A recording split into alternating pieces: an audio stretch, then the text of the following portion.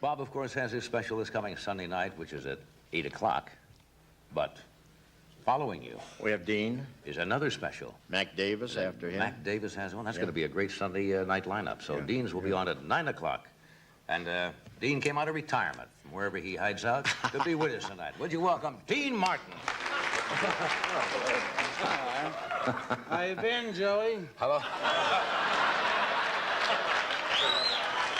Yeah, sure. You're going to start already, huh? No, How I'm are not starting. How are you? I'm almost through. Good to see you. How'd all these people get in your room?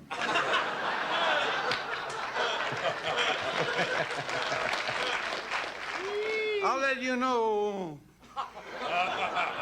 one thing, that there's going to be at least 110 people watching you tonight, because I'm going to Frank's house. You know, it's his party. It's his 60th birthday. And we're all going to get in his bed and watch it.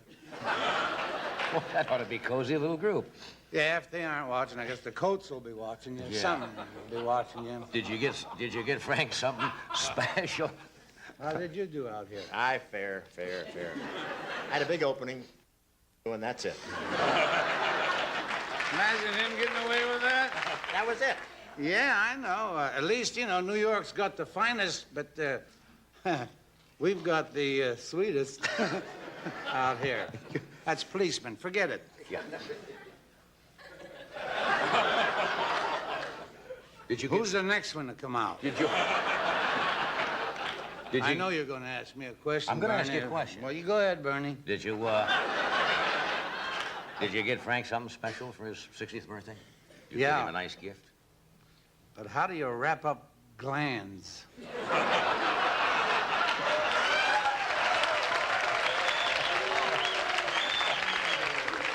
Just made that To go, huh? Yeah, glands to go. How is it going, Ed? Beautiful. Yeah. You don't, No, I quit that. Ah.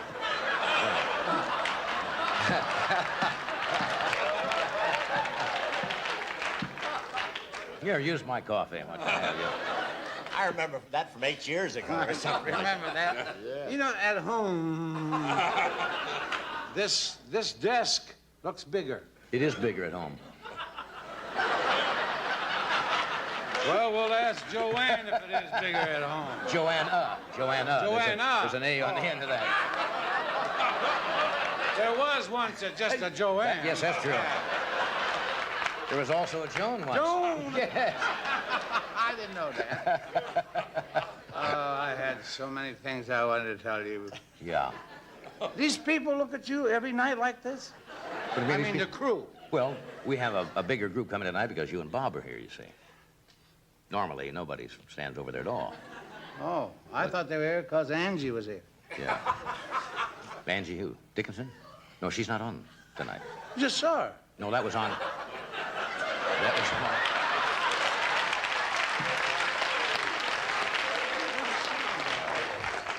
on... When the elephant... No,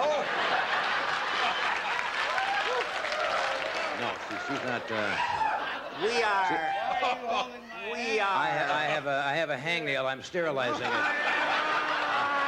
Anyway... Oh, don't throw it away.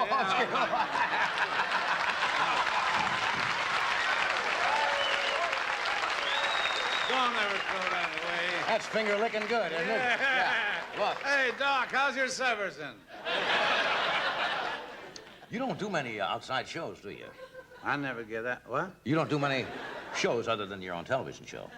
I don't see you around. I go to the Megam. The what? The Megam in Las Vegas. Oh, the MGM Hotel, MGM. the Mega. I go there 6 times a year. Pick up $400 or $500 and get out. Do you gamble when you're up there? Me gamble? Me? I was a croupier for 11 years, and you asked me if I would go up against them tables. Do you know that those tables are not there to be beaten? Do you know that the percentage will get you? Why don't you stop me when I'm yelling like that? You asked how many guys break you up, and you stopped at Lee Marvin. No, you do. You're doing pretty good tonight, I'll tell you that. You're breaking me. Yeah? You're following me. I love you. Love you for it. Do you? I wish I was following you. I like to follow you.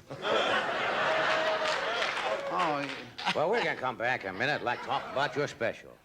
I have a special? You're coming up Sunday. This Sunday. Oh, is it? They actually put that thing together? I didn't know that. You said it the best. Everybody says, I didn't know that, or I didn't know that. But you said it the best. I didn't know that. I practice a lot. See how I set you up? I'm a straight man. Oh, I thought I was taller. Go ahead.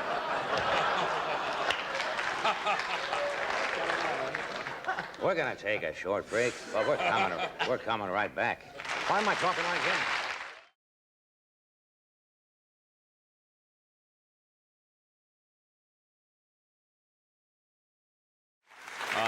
Kevin Pollak is a young comedian and actor who appeared, believe it or not, as one of the tiny brownies in Willow last summer. He's now co-starring in a new series on another network, as they say, called Coming of Age, which goes on October 24th, and he appears regularly at the Improvisation in Hollywood. Would you welcome, please, Kevin Pollak? How you doing? Very good. Very good. Did you ever hear Harpo Marx play the harp? I love Harpo. How you see? How you doing? Very good, very good. You were supposed to be with us a week or so ago, and we ran long or something. Somebody told me. Now, everybody, I did when I was a kid, I'm sure Whoopi did, everybody who does comedy starts out by stealing other people's voices and does impressions. I would hide behind them. Because it's easy to go Yeah. to. Oh, yeah. Who do you do? Well, I started as a waiter, and I would try out the impressions on the customers. That's how I first started. And it helped, because when you're a waiter and you bring the wrong order, you make a mistake. You just don't want to be yourself at that particular moment. For example, one night this woman asked for rice with her fish, very common order. I was in a hurry. I made a mistake, bought her baked potato. Well, she's screaming at me. She can't believe I bought her baked potato. I go, excuse me, ma'am. Geez, I'm sorry. Did I bring you baked potato with fish? What the hell was I thinking? How do you do the eye? That's what he said when I met him. Even the eye goes. Yeah. And you start to develop certain lines. If they say, waiter, can we have our check, please? And I go, okie doke.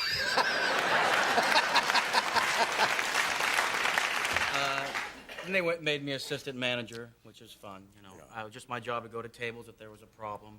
I'd bring over a bottle of champagne, only I'd be drinking it. Hello, everyone! Is there a problem with the waiter? I'll go ahead when that happens. What kind of reaction did you get from this? Oh, they liked it. They liked it. And then, well, a lot of support in San Francisco, where I'm from. Yeah. I was just back there doing a show, and everyone was very excited from the family, very supportive. My mom, though, was obsessed that Humphrey the humpback whale had come back, resurfaced. Remember, he got stuck in the Sacramento River? He's supposed to come back this year. We did, yeah. And I kept thinking, where's William Shatner? You know, whale in trouble. You bring in Bill Shatner. Humphrey, listen to me. Time and space. You're taking up valuable time and space.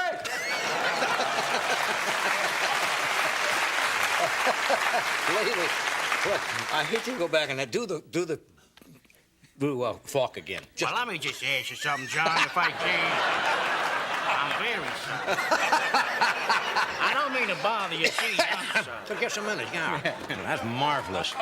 That's marvelous. You got a good ear. Where are you from originally? San Francisco. San Francisco, Yeah. your home. And it's. Did you ever work on the streets up there or just in clubs? Oh no, just the club. Yeah, 'cause a lot of performers start on the streets. With the show now, I got to write an episode, so I'm very excited about that. Because my mentors really were Albert Brooks and Woody Allen growing up, watching them. As a matter of fact, John, let me just say, I'm not comfortable. I don't think it's just me, okay? I think it's the suit. You have your own clothing, the Johnny Carson line, very nice. This is the Danny DeVito collection, okay? Nobody's ever done Albert Brooks before. Right. And I finally met him, and this is the day he got the nomination for Broadcast News. Right. And I came in and I said, listen, Albert, congratulations. He knew that I did an impression of him. I said, congratulations on the nomination. Obviously, no one could be more thrilled for your success than I am. And he said, of course not. No one has more to gain from it than you. So it's been fun. The show goes on Monday. I understand. Monday the 30th. Isn't Doc's wife Emily associated? Emily Marshall. She created the show. That's right. And although she and Doc share a life, I can assure you, she's younger and much more attractive. Gee, a two-income family. How nice. Yeah. Albert Brooks. You don't do Woody, do you? Well, I tell you what. Ask me if I want to go fishing. This is my favorite story. Would you like to go fishing? Actually, without sounding a bit didactic, I think it's extremely important we analyze this little request of yours. First of all, I don't like fishing, because you have to pack, and I'm not a real skilled packer. I think I put that in my resume. You might want to check that. And I don't like fish, I don't like any actual form of life where they can be enticed by a worm, with the possible exception of my Aunt Bessie, who married Uncle Bernie, of course, a man with many worm-like qualities. That's marvelous. Good rhythm. Good acceptance, Mr. Woody. We'll be right back.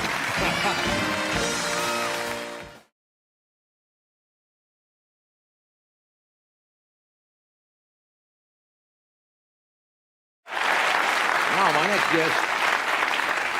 my next guest is a very talented actor and comedian. You've seen Marty in television in both Second City TV, NBC's Saturday Night Live. His movies include Three Amigos and Inner Space. This is his first time on The Tonight Show with us. Would you welcome Martin Short? Thank you. Well, a humble little set here. Oh, thank you. And what a pleasure to meet you. Thank you. Thank you. You were wonderful. That was great. Oh, I am so excited to be here, and I brought you a little gift. I brought you a not bottle of necessary. champagne, but if... But if you could do Betty and I a favor, maybe drink it on the way home. Yes, I will. And you won't want to go with me either, will you, in the car? Yeah. No, I'll run along. The people who just joined us are not going to know what we're talking about. Refer back to the early part of the show and figure it out, because it may be bleeped. Anyway, Yeah. good to see you. Good to see you. You had the nerve to come out and do her right away, huh? I'm a tremendous fan of this young lady's here. And, of course, Ed, I've worked with... You're probably thinking, which Star Search was that? Yeah, but No, let's see. Was that... No, that was with the David Steinberg show in Toronto. Ed was up there. It's right on. Yeah. Do it. David Eddy's show. You know, John, what's amazing to me about having Ed, we wanted to have Doc. Oh, we didn't have Doc and John, but to me, John. Oh, that's right. One of these days, David's gonna. Right on. One of these days. Oh, it's amazing to me. Then it goes very low. And then it goes up again, John. He does have a speech pattern, doesn't Oh, my goodness. he? Is David from Canada, too? Yeah, Winnipeg. And you're from Canada? Yeah, Hamilton, Ontario. Hamilton, Ontario. Beautiful. You have a great ear for that. Did you start as fooling around in school when you were very young, and picking up on impressions?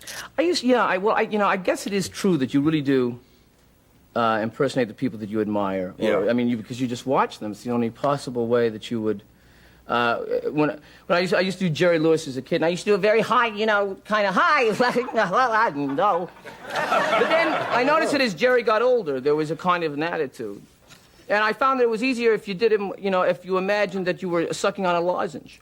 I don't know why. It's not that he does a lozenge. But it's like, so if you just have an imaginary lozenge and yeah, John, how are you doing? It's good to... Betty! Hello! Get the hell out. Wow! But they know why. Then... What was... And of course, Carson happened I did on Saturday Night Live. Yes.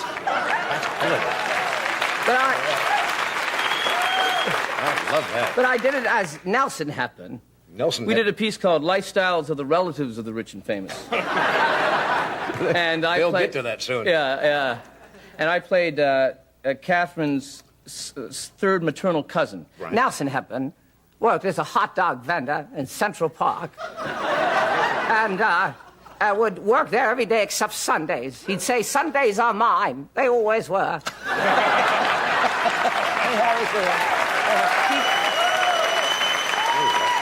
He'd say, I get up in the morning, I sleep late, and I read all the papers, and I have then a huge bowl of bran.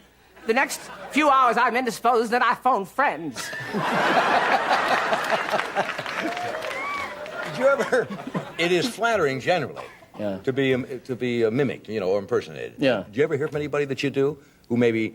I know for a while, Sammy Davis did not like Billy Crystal's impression of him at first. I think he began to like it, but he didn't care for it. I think that it's there's certain people, you can't help if you're going to do something, you really have to do all the different angles of them, you know, and But no, I have not had, I do Robin Williams and Robin's a Friend, and, I thought he might be a little funny because it was all based on energy, and, oh, it's wonderful to be here. Oh, here sounds like there sounds like your hair. Oh, what a wonderful sunset. Don't touch that hair, Mary, you don't know where it's been, and it's so fast. And he just kind of goes along and then goes crazy. Oh, look at that. Oh. Oh, there's Doc, like a nurse, help my arm. It's that wild stream of consciousness that goes through. He's so great. God. Yeah, he was on about a couple of weeks ago. Yeah. And absolutely got on a roll.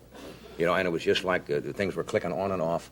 And I don't think he knew half the time what he was going to do when he got up. It started and then just would... Yeah. Well, sometimes you... when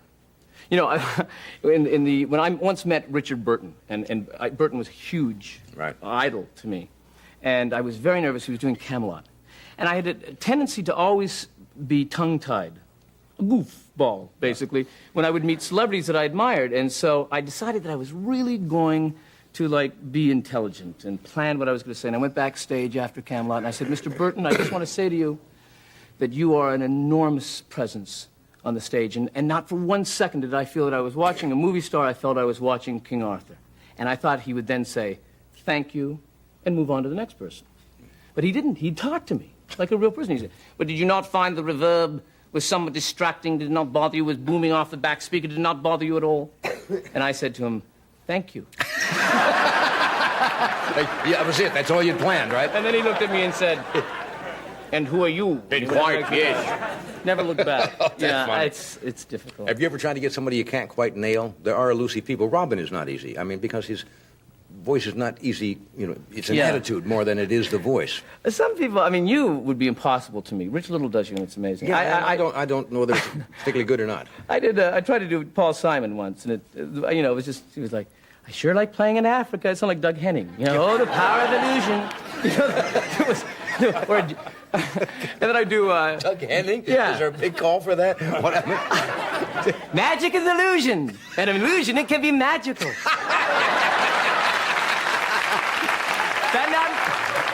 That may not sound that intelligent, but then I'm not that intelligent. And Jamie Farr came across like Jamie Farr? Yeah, I'm a lover, not a fighter, but that's like Groucho Marx. So there's no. And Lucy, I tried, but I could only get that. Gary, get me my clutch bag, hurry. What I'm saying is, you have to have more nuance. You can't take that in the road. No, not really. Gary Cooper, I only have 3 words. Yep. Forget it, he's dead. That's not enough. Yes, that's not good. I have been walking on ball fields for 16 years. Remember that great speech? Yes, no, that's... Yeah, it was my favorite speech. I only have 3 words. Who was the character you decided? It was Ed Grimley? Yeah. No, what is that, a composite of little this and little that? Oh, it was just a character, kind of a spirit, a very optimistic spirit, very excited to be here, I must say. Oh, give me a break being on the Tonight Show with Johnny Carson. No, I suppose that isn't making me mental, I must say. Give me a break.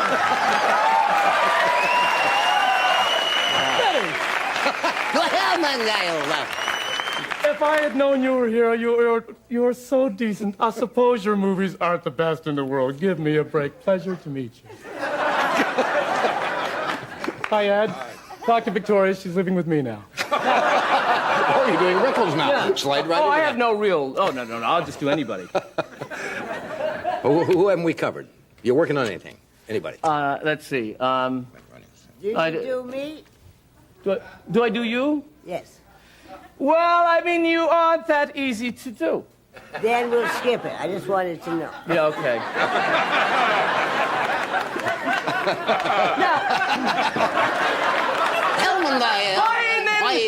Wah! Now,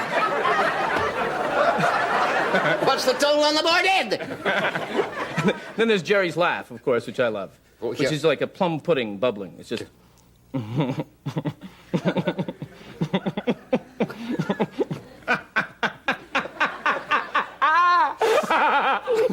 Oh, lozenge. Oh, hell no. I'll put it there. Now, when you do, you've got children, right? Yes. When they see their father acting like this, Does that disturb them? Do they understand? No, I'm trying to... This is what you do for a No, living, I'm or teaching my comedy children. What did I say? you're teaching your children comedy, Yeah. or your comedy children? Both those things. That's what I do. Hey-oh. And then Wast. No, I'm trying to create a comedy dynasty, which and then Feinland.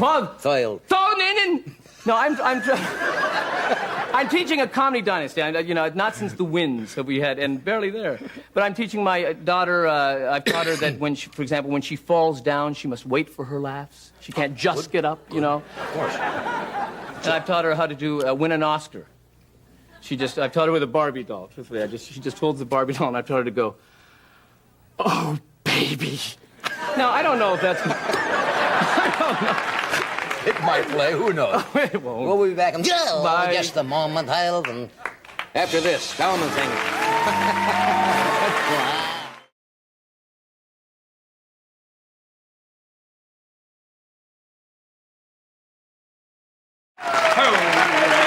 Hi-ho.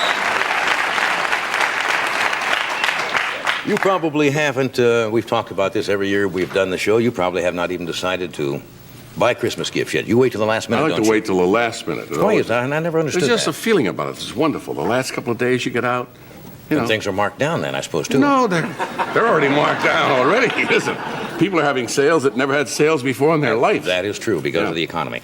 My first guest, I cannot think of anybody in recent history who has had such a rise in popularity in the last 2 or 3 years as Dudley Moore, and deservedly so. He's always been talented. I first saw Dudley in New York on Beyond the Fringe with Jonathan... With Peter Cook. I was thinking of Jonathan... I was thinking of Jonathan, what's his name? The other... You know whom I'm talking about. Let's ask the staff. Who is he talking about? Dudley Moore. No, Jonathan Miller. That's right. Jonathan Miller. Is that another- He was a doctor. He is a doctor. Yes. Well, I was talking about Peter Cook, who worked with Dudley. He's been nominated for an Oscar. Who, Peter Cook? No. Dudley Moore has been nominated for and a couple of Tony Awards. Also been nominated. Dudley. His latest movie is called 6 Weeks, and it co-stars Mary Tyler Moore. And it opens December the 17th, which is, that's tomorrow. Tomorrow. That's tomorrow. You're starting to go, just a little bit. And his other new film, Lovesick, is going to be released in February. Would you welcome Dudley Moore? And...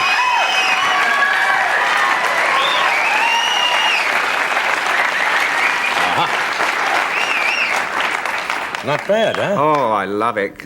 Yeah. You get I'm a little dingy tonight. You get bizarre well, you're bizarre pretty much since I've ever known you. Yes, yes. Got that kind of wavelength. But during the holiday season, people get anxiety attacks. They get stressed. Yeah, you wonder what to buy, don't you, and stuff. Yeah. I wonder what to stuff and what to buy. What to buy. Do you buy? Isn't that it? That's about right. Yeah. Yes, yeah. Do you buy stuff for a lot of people, or? I try not to. Yeah. It's so hard not to, isn't it? Yes. No, it's not easy. To pass by and not buy stuff. Or to stuff by and not Or buy. stuff by. Yes, and not pass. She's a nice girl by. But no, I find it very difficult. Yeah, I do too. And I think this is getting us absolutely nowhere. Do you know what I read about you or the articles? I cannot pick up a magazine without seeing pictures of you or an article about you. Oh, I can think of a few. Well, I didn't mean all of them, but many of them. And they call you Cuddly Dudley. Oh. Somebody, yeah. Gag me with whatever it is. With a hammer, I think. I'm not sure what it is. Well, that started in England some years ago, as a matter of fact. Yeah. There is a black singer called Cuddly Dudley. That I didn't know. Who I'm often mistaken for. He's tall, isn't he? He's tall guy. yeah. Tall guy. Tall black But fella. no, it's better than a flint driven into the head with a mallet. You know, You take what you get. You take what you get. what's I the can't difference? complain. Yeah. You're going to play the piano later. And most people, I'm sure, know that you are a musician. You started basically as a musician, jazz. Yeah, I started. Jazz musician. Started playing piano when I was 6, and I realized that jazz was a more sort of visceral music that Yes. got the juices going of the young girls in the school. I think the band would agree that that's the motivation behind playing. Attracts women? Sucking and blowing those things there. I think the main motivation was to give a sort of a hidden message. That's right. Well, Well, you can look really hip, you know. Yeah, hey. I like to go to jazz clubs, and women think that's really cool to say. And by the way you play, and Yeah. did it work out that way? yeah, I had a certain amount of Few birds? yeah, a few birds, yeah, bit of crumpet here and In case there. they don't know what in case they don't know what we're talking about, in England, where they would say chicks here or so forth, they say birds over there. Birds, yes, Little birds, bird. crumpet, Crumpets. and so forth. skirt, Skirt. other awful. No, that's American too. That's rather nasty, isn't it? What's of that? course. Skirt, isn't it? They don't use that. They might. I think that is like in the 30s and 40s. Is it? Well, yes, I was. Great looking skirt, you know. Yes. Broad was a word that was considered a long time ago really kind of offensive to women, and now they can use it meaning, hey, she's a good broad, meaning a nice woman. Yeah. It doesn't. I don't think it has that connotation anymore. Extraordinary.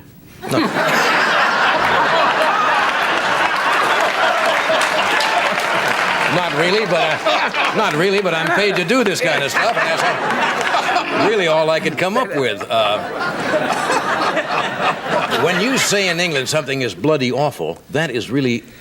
Well, Expression is not used much, is it, on television? well, no, it is used quite a lot because our television conventions are rather more relaxed. You know, like a saggy pair of underwear or something. No, that's not the best metaphor, but No. there's a certain. Permissiveness? Yes. Thank you. You're welcome. I've been wanting to use that word for weeks, and I try to sneak it in when I can. But bloody is How would you describe what that means? it means very. You say something's bloody awful, it means very awful, or you know. I remember my mother's hair going up on the back of her neck whenever the word was used. Right. She used to describe maybe a neighbor as a silly old COW, which, you know. Cow? Cow, but yes. Things like. Can I go on to the next plateau Yes. now? Yes. So she was particularly sensitive to even a word like bloody, which is Yeah, I didn't know. very common. Yeah. Let me give you another. Have you been drinking again, Arthur? All right, now here's an interview quote, and I've got it right here because I want to look at this for sure. Oh. Said, you've covered a lot of ground with women between wives and girlfriends indulging in what you called meaningful one-night stands. Yeah, well.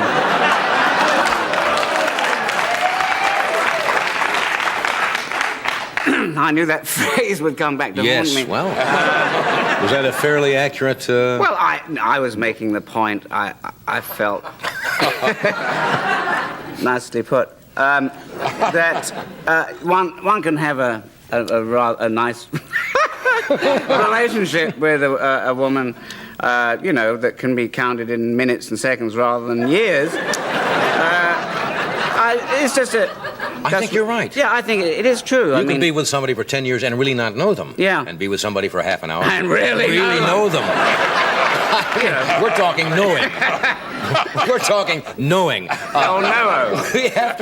We have to do a bit of a message. Why do I start talking British when I had anybody from England on? Right off. We'll be back. Silly time, folks. You've gone mainly with actresses. You know, I mean. Gone with? Gone with or dated or Yes. so forth. Fed. Is it fed? Loved? Loved. Been enraptured with? Is it because they're in the same business that you feel more comfortable with them, or? Well, I don't know. I must say I think actresses are a terrific lot. You know, they're that sounds terrible. I think they're interesting, exciting, they're electric, they're alive, they're attractive, and I have to leave now. You getting excited just talking about it, or what? There's something. I mean, it's obviously nice to have people in the same business as your friends, and that's really what it is. I think you're right. Yeah. I think you're right. You ever worry about getting? Yeah. Phew. No.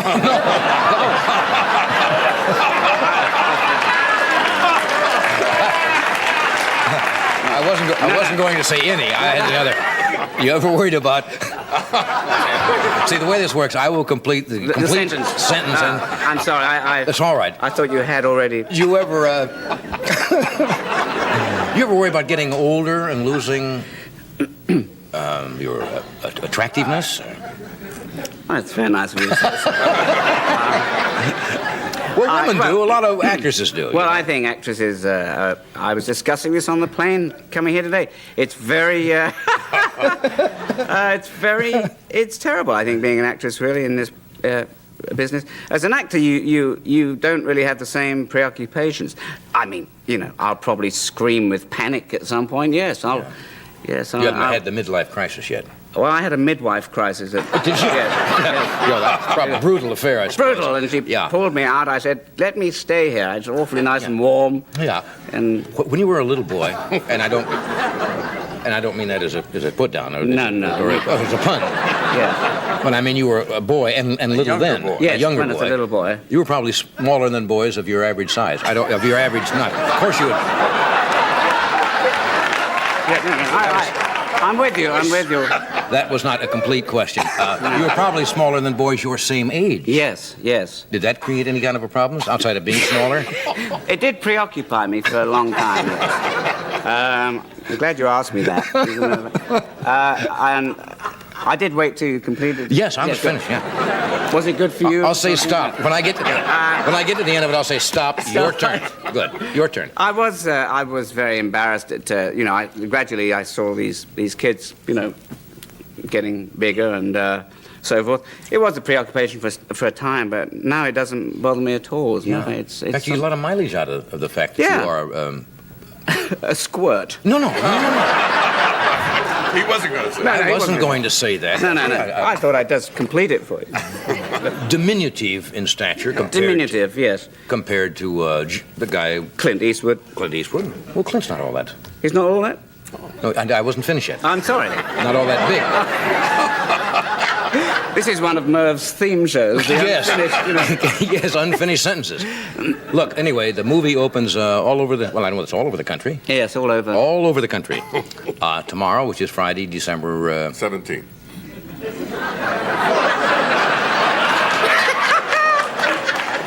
You throw your voice too. Don't you? Wonderful. Swore Ed said that. December the 17th, and I hope it's a big hit. Really, Thank you. Because you're a remarkable talent, and I mean that. Thanks. Before you go, as they say. Anyway, before you go, as they always say, you do play. Yes. Nice piano. Thank you. Is that a compliment? You say nice piano? What would be a better? Accomplished. I'll take anything. Accomplished. Nice. Skilled. Accomplished, skilled piano. Skilled pianist who will now demonstrate the fact that I've just stated. Mr. Moore. Thank you. This is a Go. theme I am from the finished film. with that. Oh, you. Theme from the film.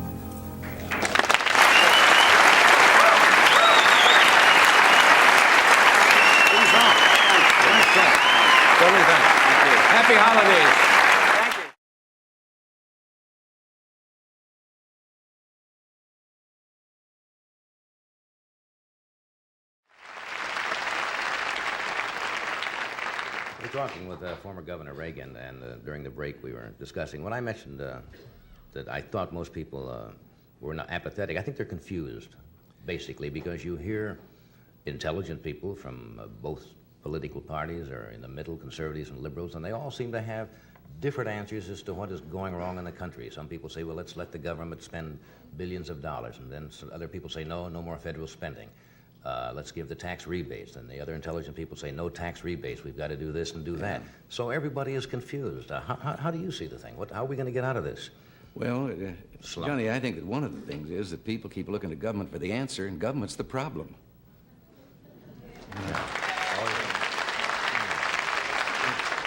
A moment ago, you asked, about people and feeling not only confused, but low and down in America. First of all, the American people, if they would just take a little inventory and look around, you triple our troubles, and we're better off than any other people on earth.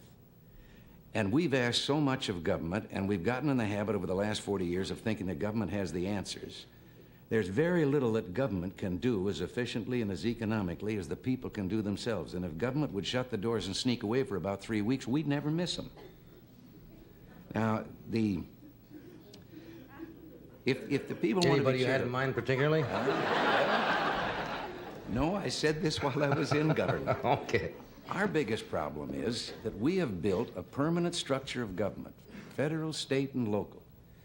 The permanent employees, and they've come to the place that they actually determine policy in this country more than does the Congress of the United States. Mm-hmm. There are 14.5 million public employees in the United States. That's quite a voting bloc. And the bureaus and agencies, now in Washington, I heard you talking earlier about some of the research programs. Mm-hmm. Well, there was a senator the other day, and he took up some pages of the congressional record. He was doing the same thing you were, listing all these crazy research programs and how much they were costing, and wound up his speech by introducing his own. He wants a study and a research of transcendental meditation. So, there's a state senator in Michigan, and he just found out the other day they got a $93,000 study on whether chitlins are bad for you. And he said that as a fourth-generation chitlin eater, he figured that he could tell you how for 93 cents you could find out the answer to that. we laugh at those things, but they do happen, I guess. Oh, listen, you had some beauties and there's some others. What would you say if I told you about a study in which this was called the demography of happiness? And in this study, the government found out that young people are happier than old people. And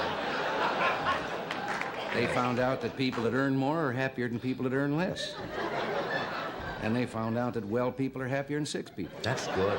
Well, I'm glad this to was know that. $249,000 to find out it's better to be rich, young, and healthy than old, poor, and sick.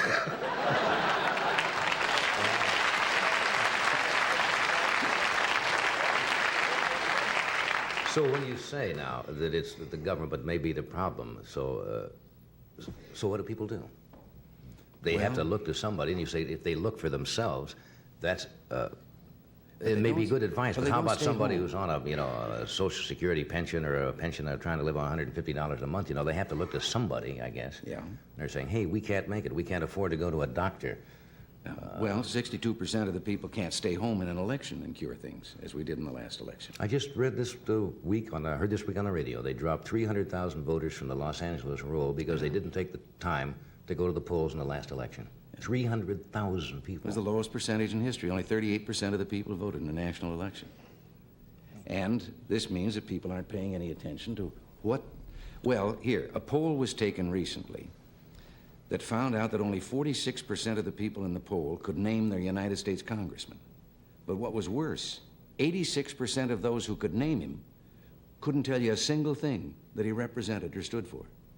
They just knew that he represented the state. But he was a congressman, but what's he doing while he's up there? And the same is true at the local levels of government and all the rest. But so you're saying people really have to take an active interest, and you have to have citizen action groups locally and let them know. See, the special interest groups.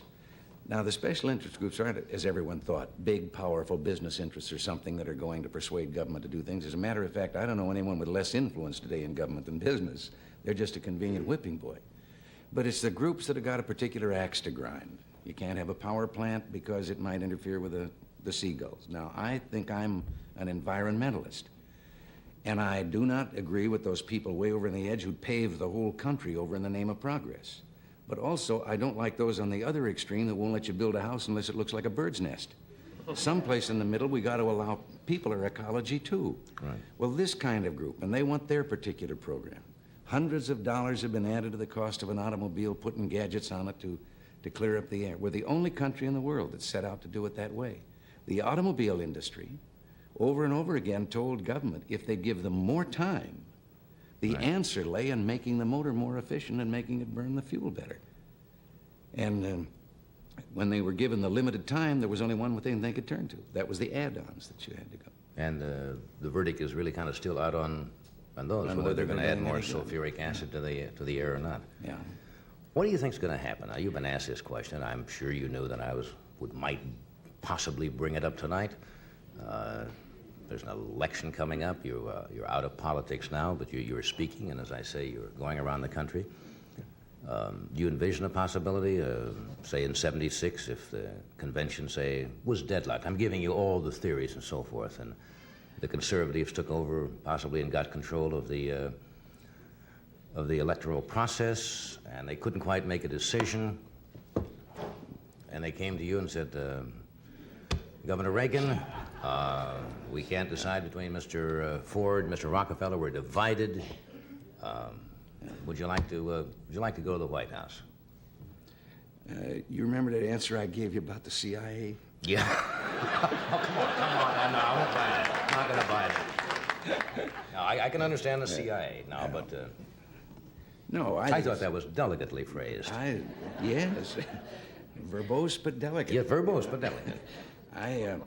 No, I think it's an unanswerable question. I don't think anyone, in view of the things that have gone on the last few years, knows what's going to happen in the next 2 years down the road. I think that everyone should hope and pray that people there will do the job so well that there won't be any question about it.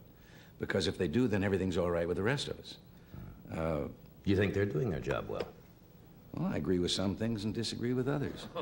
When they give me a choice between a $53 billion deficit in the budget and an $80 billion deficit, when budget deficits are what's causing inflation, I don't see that there's any room to be on either side of that argument. Yeah, I think the answer to curing inflation is a balanced budget. Now, how do you do that? I mean, how do you balance the budget? Well, balancing the budget is like protecting You don't your spend more than you take in, right? It's like protecting your virtue. You have to learn to say no.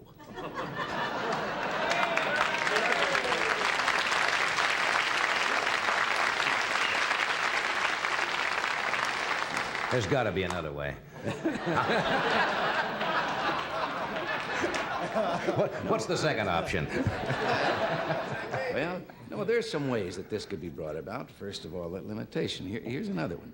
Why shouldn't we have, in addition to a simplified income tax, why shouldn't we also have a law that says that any time a legislator or a congressman introduces a spending program, he has to introduce with it a tax program to pay for it?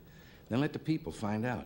There was a woman that, from a financial firm that was back at the President's Economic Council, and her words weren't quoted. Everybody else's words got in the paper, all the Hellers and the Galbraiths and all the so-called economists. And I have a degree in economics, so I can say this. I think an economist is someone who has a Phi Beta Kappa key on one end of his watch chain and no watch on the other. This woman said that you go to the polls and you ask the people, do they want some social service, some program that government can give? And the people in the polls are apt to read and say, hey, that sounds good, yeah. Mm-hmm. But she says that isn't exactly accurate. She says put a $100 bill in each person's hand and then show them the program and say, now, isn't that a nice program? Do you want it? Give me the $100. And she says, see what the poll says then, and how many people hang on to the $100 instead of the program. In other words, if it's rather hidden and someone doesn't know exactly where it's going to come from. All the government programs start $1 down and we'll catch you later. And they multiply all of those things that you were... The Office of Management and Budget in Washington, that's responsible for the budget, putting the budget together, cannot even tell you how many boards, commissions, agencies, bureaus, and departments there are in the federal government. Yeah. But all of them can pass regulations, and those regulations have the force of law. And the difference is when you break the law, you're innocent until proven guilty. When you break a regulation, the fellow that charges you with breaking the regulation, you're guilty. Right. And if you want to take him to court and prove you're innocent, that's up to you. Right. And all of these are things that yes, we can trim the budget. There's enough fat in the federal government that if you rendered it, you could wash the world. Now you took... They took a poll of the American people the past week, and I think 78% or something, around 75% were opposed to more military aid to Vietnam and Cambodia and Southeast Asia in general. And yet the administration was trying to tell the American people that a couple $100 million or $222 million would make some kind of difference, or that the government might make it. And how do you feel? Do you think that that is a lost cause in a way? I think people can see humanitarian, for children, hospitals, et cetera, medical supplies and food. But it seems that the public has just almost had it up with military involvement, where we feel we are not directly threatened. Well, we are fed up. We're war weary after a long and badly fought war. On the other hand, and this is one where I'll probably lose a lot of people because it isn't popular or political to say this today.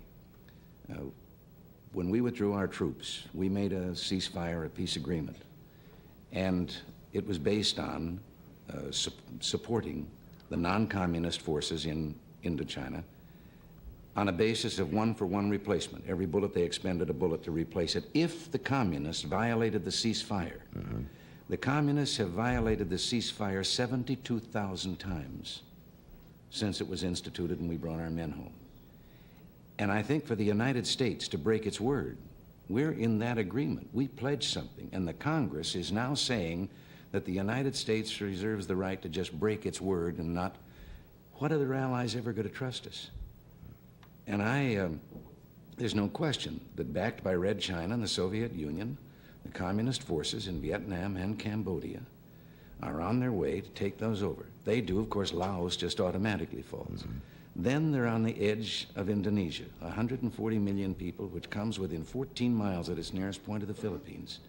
The domino theory is in existence. Is that still a viable theory, do you think? And yes, it is. And I could see the United States one day being very, very lonely. Now, it's a very funny thing that the same forces that want to cut our defense spending are the same ones that want to increase all these social services and this social tinkering and experimenting that hasn't worked. And every time it doesn't work, they just impose a more expensive program on top of it. I think the American people, if they really look at all the facts, yes, we want fiscal responsibility. But I think we also want a country that is strong enough at all times that we can say to any adventurous guys over there on the other side of the water, you better look twice, brother, before you start getting rough. That we can take care of ourselves.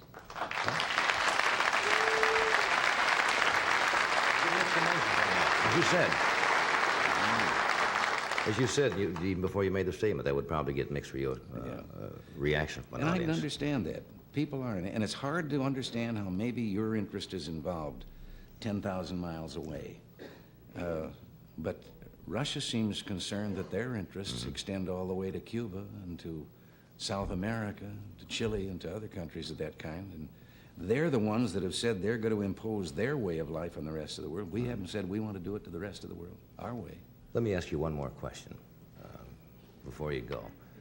Let us assume that there's a third party, that neither party seems to go. Yeah. You like this approach already, huh? And they're thrown into disarray, as they say, and a third party is formed.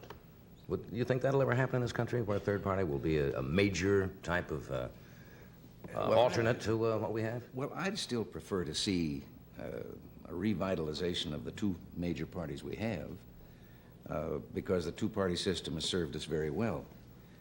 Third parties have a notorious way of not being successful. Now, the Republican Party, some people say, well, that was a third party 100 years ago when it started. It actually wasn't. It was a second party. The Whig Party had shrunk and shrunk, and then the remainder of the Whig Party said to two other groups that had formed parties, hey, want to get together with us? They changed their name and called themselves the other party. And so it was, in effect, the Whigs just disappeared. It was a new second party. Maybe this is time. Maybe it's time for realignment between people who might find themselves in the wrong parties. Maybe there are some people still voting. I was a Democrat most of my life. I became a Republican only not too many years ago. And I had the pleasure of telling some of those people that are saying the Republican Party ought to broaden its base the other day that when I switched parties, I didn't do it because the two parties were alike. I did it because they were different. And I think that the two parties ought to stand up as to what they represent, what they stand for. A third party, they have a way of electing the wrong people because they simply divide themselves from the other forces that feel the same way, and then the other fella sneaks in. And it could happen that neither party would represent what the people want, and finally the people would take some action, do something about it. But I'd rather devote our effort to seeing if we can't find out what the present two parties stand for and which one we want to. But you don't see yourself, or do you see yourself as maybe as a part of that, active politically again? I certainly don't give up, do I? Yeah, you sure don't. I wish I could think of a good get-off line. I have Lawrence Spivak's old questions, you know, for this. Nancy, you know, said to say hello tonight. She thought it was great that we're both in town at the same time. You too, huh? I get that. Thanks for being with us tonight, really. It was a pleasure to see you again, my best.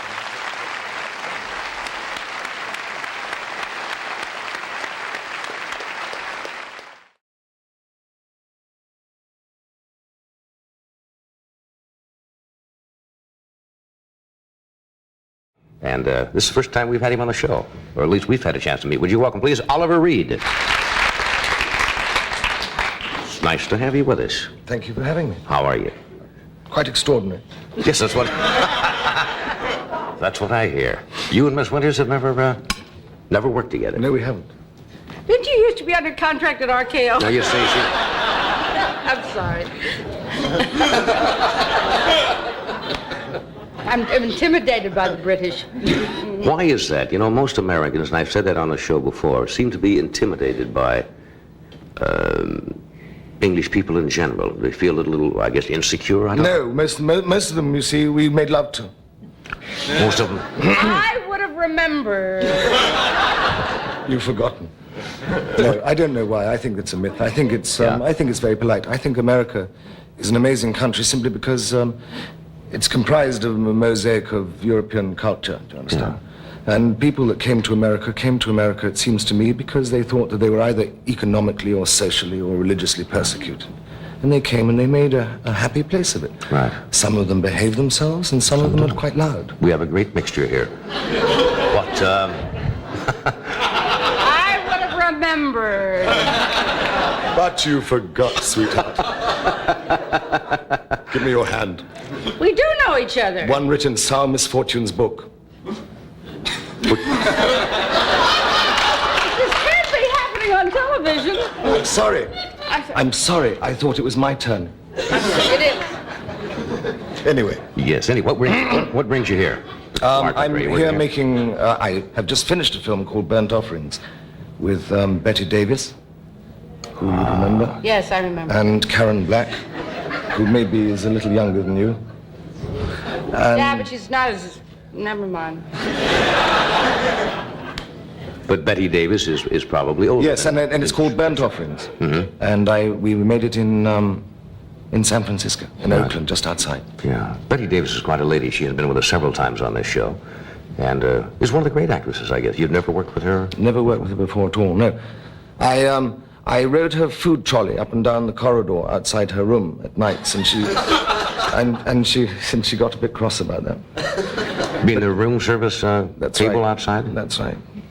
But it was all right. I sent her some roses. She gave me a tennis ball signed with Betty Davis and a picture of herself. She gave you a tennis ball signed Betty Davis? Yes. That's she gave it all. It was amazing because she used to live in this hotel, and outside they had because I believe they didn't make enough money. I could be incorrect. They didn't make enough money out of the hotel, so they've turned the tennis courts. It's like a gymnasium. There are swimming pools, people come in with rubber hats on, they swim up and down, people play tennis all day. And Betty Davis came along and she borrowed a pair of binoculars because she's supposed to bird watch in the film. In actual fact, she was looking at the fellas playing tennis. And so when the film finished, she gave us all a tennis ball. That's very nice. I don't have one myself, and I wouldn't like I'll to have ask one. her. Would you ask her Yes. next time? They're on the prop strike. We have to take a break? All right, we'll do a commercial. We'll be right back. Stay where you are. We're talking with Oliver Reed and Shelley Winters, and you brought up the word kinky, which is a word they use in England quite often, but it's Yes. not too used here. Well, How would you define that? And then I'll English ask. are rather kinky. They never talk about sex. Never. We just do it, madam. That, I guess, don't you? That's quite British. Yes. Yes. We talk about it a lot, American, discuss it. Do you know I'm playing a colonel in my next film, and this is why I look extraordinary. And I combed my hair, and I thought, You look like Hitler. excuse me. That's why I didn't recognize Do you know that Hitler was an Austrian, and most Prussians and British are very close, and that's why we fought each other. Mark my words. So anyway, you're doing the So colonel. I'm playing a colonel. I thought I don't know what to do, and so but actually I went into half this is pencil, because I've only grown it for 4 days. It proves I'm not terribly virile, but they penciled it in, and I was going to. I remembered.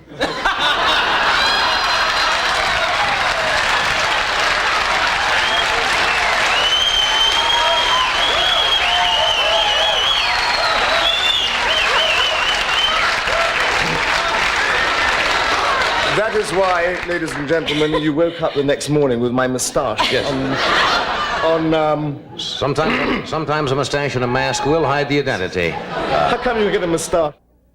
No, wait a minute. This is American. We're very Puritan. We have the Puritan tradition here. Yes. Can I leave now for the theater? I have to be on the stage in a little while. You don't really have to leave, do you, Shelley? No. And you have met before. And Do you know there's no way? There's No, Shh! Can we end the show now? Please be quiet for a minute. Yes, sir. Good.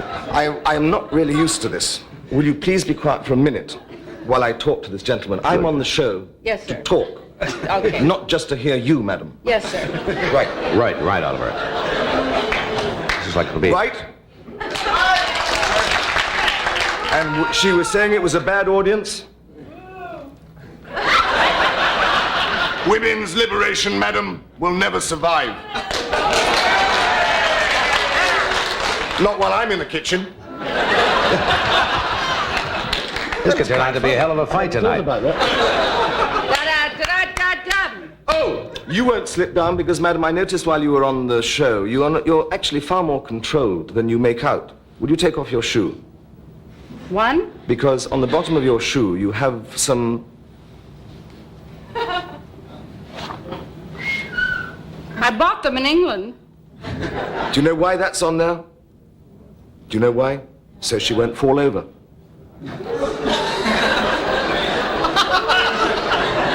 That's dry British humor. But then I'm only playing a colonel. Yes. Royal Scots Dragoon Guards. Is that what you are? Are you a member of the Royal Scots? No, actually, in the film, I'm supposed to be... the opening scene of the film is quite funny, actually, because the opening scene... This is the new film. I read the script yesterday. I very rarely read a script. And I'm looking at some cows, and the lady comes up to me, and she said, would you join my I'm Colonel Blood's daughter. And I say, how do you do, madam? And she said, I would like you to come and join my father's army. I said, I've given up the Special Air Service, the Commandos, the Paratroop Regiment, MI5, MI16. I've given all that stuff off, and I've given it all up, and I'm just with the cows. And there's boom, boom in the background. She said, what's that? And I said, it's my gamekeeper, keeping away my creditors. And she said, well, then won't you join the army for money? And the British have been mercenaries. And I said, well, I don't really want to. I mean, if the cows could give milk, we'd be on good footing. And she looks down, they're all heifers. So she says, they're all heifers. So I say, oh, I've never had anything to do with sex and that sort of thing. Oliver, Don't do this picture. Don't do this film. Well, you should see the cows.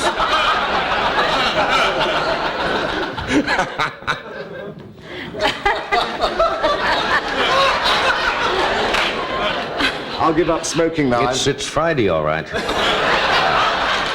But it's not Las Vegas. It's not. Have you ever been there? No, I haven't. They tell me they gamble there. They game. In England, we call it gaming. Gaming, yes, and it's very big in England, but it's legalized in England. It's not. You have what they call, not bookies as we call them, but,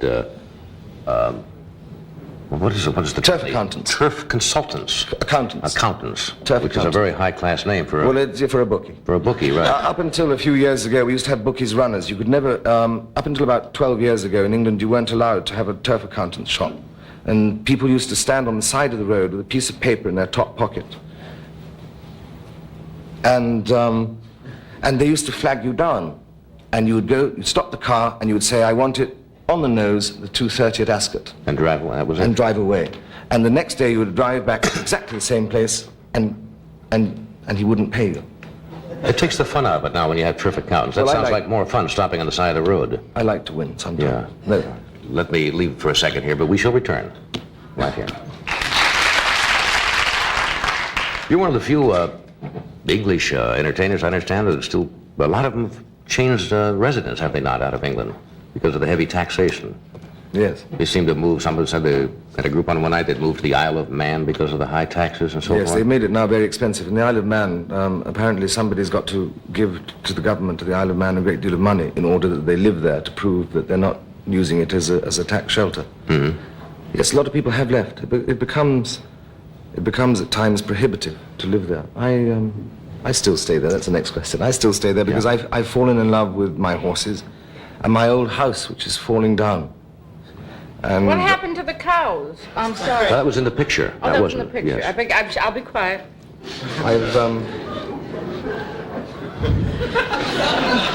I've fallen in love with my horses, madam, and my old house, which is falling down. And I've spent the last 3.5 years with the aid of a lot of film technicians who now can't get a job, like painters and plasterers and chippies.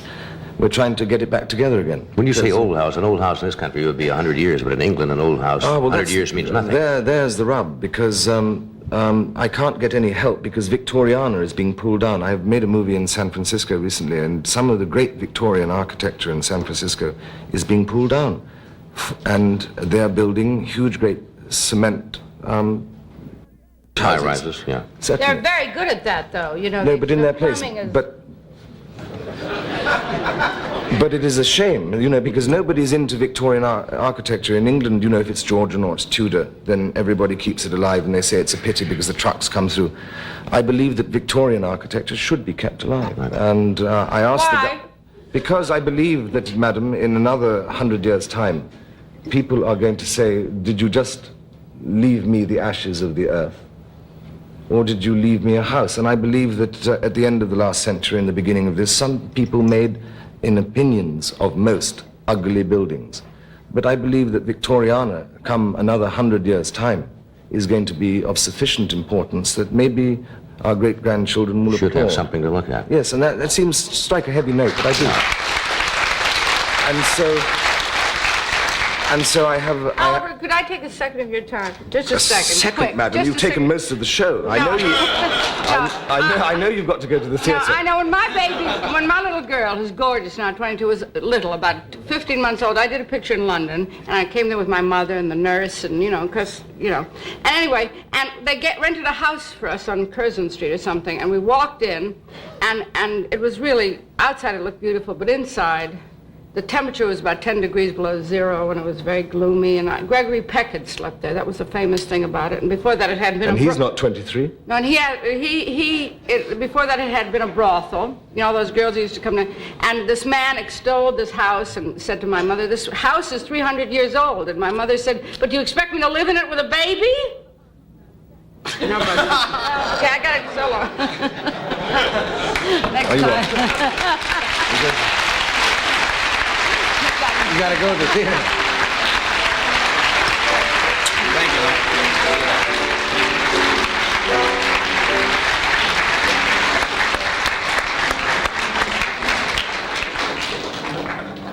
Anyway. A lot of non sequiturs tonight. Things just kind of trail off and... She's all right. She can't shout at us now. Yeah, she's... So much for women's lib. Who's the lady that shouted? Do they have a women's lib movement big in England also? Always. Oh, it's always. all over But now. the women in England are quite good. They're always in the kitchen, so you can't hear them when they shout. You think that's where they should be, huh? I think that most women are very happy. I really think that most women are happy in the kitchen, not because they like Men make the best chefs. When you ever go to a hotel and find the chef is a woman, madam? I think Shakespeare wasn't a bird, madam. And neither's Johnny. I think if they paid women in the kitchen as much as they pay chefs in a hotel, women would love to be in the kitchen.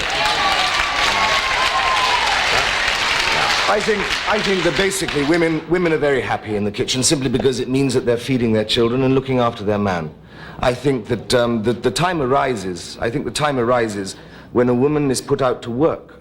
And I think then when she comes back and says, oh, I've had a heavy day, and the husband arrives at the same time, that's a bad deal, because then they're going to fight who's going to cook and who's going to wash up. Yeah. I think that a woman's place is looking after her man and her children, and I think a man's place is to look after her, to protect her, and provide her with a little warmth. I really do believe You have the old-fashioned concept, right? Yeah, but it's fairly sweet. I mean, the women's liberationists, if they thought about that. Shh! Quiet, woman. Women's liberationists.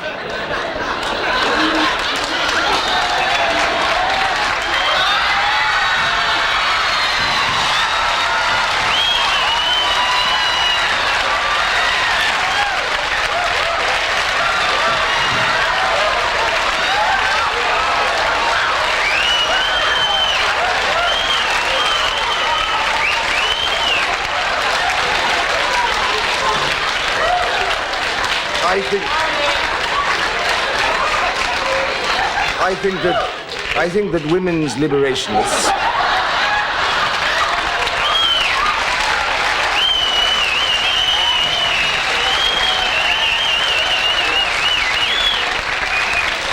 Well, that's what is known as savoir-faire, when you can continue. I think that women's liberationists sometimes do extraordinary things. I don't think that, in actual fact, that it gives them much armament to their cause. I mean, the fact that I have been smothered in whiskey, and it is whiskey, I can taste it, pays no cause to the lady. There are going to be a lot of people on this program that will laugh at that, and there will be several who will probably be quite indignant. I am not indignant, because this is indicative of the bad manners of a lot of chauvinist ladies.